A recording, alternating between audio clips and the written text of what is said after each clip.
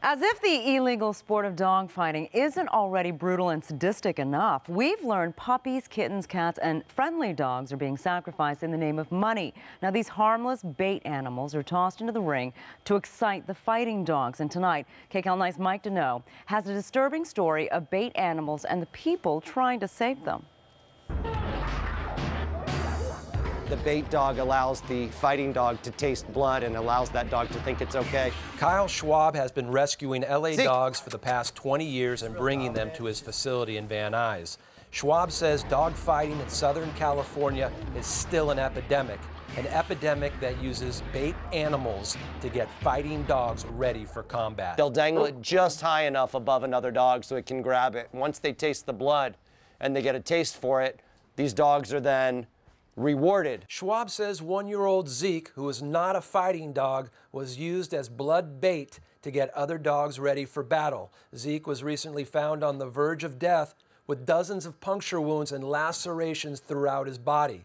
His swelling was so severe, it led to an infection that restricted his breathing. His wounds, they're all defensive. He has no offensive wounds. All his wounds are about the side of his neck, underneath his body where he was on his back.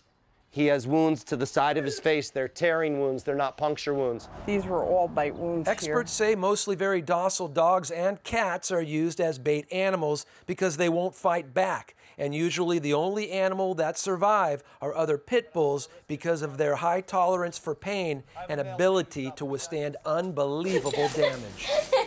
3-year-old Duke is another bait animal survivor who was recently found abandoned and roaming the desert in Lancaster. His face was just swollen, like twice the size of a normal. He had staples and stitches. He was just bloody. Lori Brooks says she opened her dog rescue facility in Lancaster because hundreds of bait and other animals are being abandoned in the desert every year. They'll just drive out and open the door and drop them off and think that they can survive. Most of Duke's wounds have healed, but the scars that remain are a brutal reminder of an inhumane act. Sometimes they'll cut their face up to draw blood on their face to excite the other dogs. People steal family pets, cats, puppies, and again, they're just thrown into the ring to excite the fighting dog. Dog experts say fighting rings are in concentrated areas throughout LA, mainly in Pacoima, Panorama City, Sylmar, and Van Nuys. Animal control is going after these people. It's an epidemic. There is jail time.